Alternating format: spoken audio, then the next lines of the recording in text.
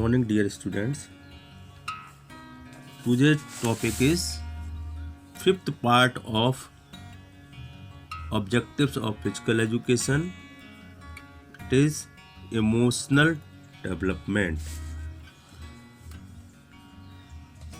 The emotional development of an individual is also the major objective of physical education. Every individual has various types of emotions: fear, pleasure, hope, jealousy, hate, fear, distress, anger, wonder, just, loneliness, etc.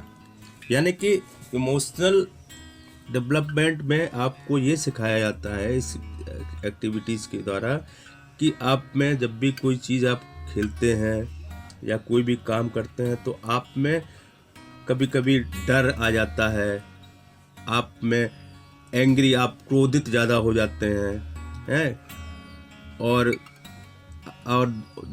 जैसे घृणा की भावना आ जाती है किसी के खिलाफ कि नहीं, हम इस तरीके से अपोनेंट से आप अग्रेसिव होके आप गलत चीज़ करने लगते हैं।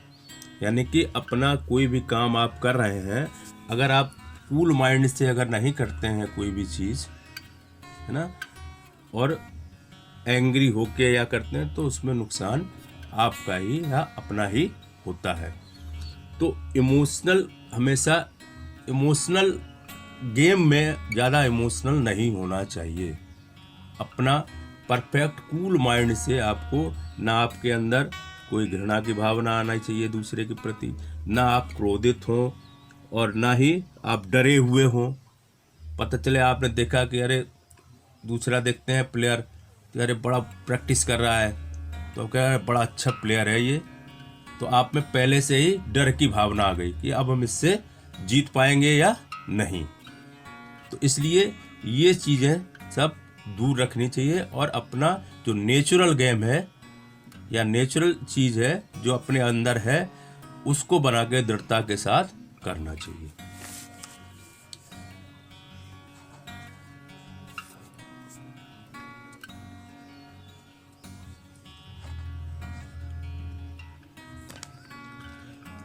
If an individual does not have appropriate control over these emotions, he and she becomes abnormal and uncontrollable. The emotions are vital for every individual, but excess of these is always bad.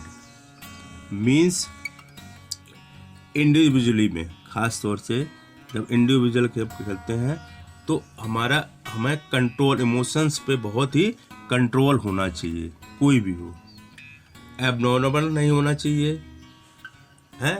Abnormal मतलब normal, जैसे आप, मैंने बताया कि जिस तरीके से आप अपना जो नेचुरल चीज़ है उसी पे आपको रहना चाहिए। आपको उस इमोशंस को वहाँ हटा देना चाहिए, ये सब चीज़ें, और अपना गेम नेचुरल की तरीके से खेलना चाहिए। और ये अगर आपके अंदर आता है तो ये हमेशा आपके लिए बहुत ही आगे कष्ट देता है, क्योंकि आपको इसमें अच्छा रिजल्ट कभी नहीं मिलता है। The programs of physical education help develop these emotions and also teach us to have proper control over our emotions. तो इसके लिए जो फिजिकल एजुकेशन में है, तो आपको जब ग्राउंड पे होंगे तब आपको कुछ ऐसी एक्सरसाइजेज हैं, कुछ आपको ऐसे ट्रीटमेंट बताए जाएंगे जिससे आप में ये जो इमोशनल की भावना है वो उसको सही रूप से हटाकर आपका जो मेन पार्ट है, आपको अपना नेचुरल गेम या नेचुरल किसी भी एक्टिविटी में जो आपके अंदर है वो आप उस समय वहाँ पर कर सकें।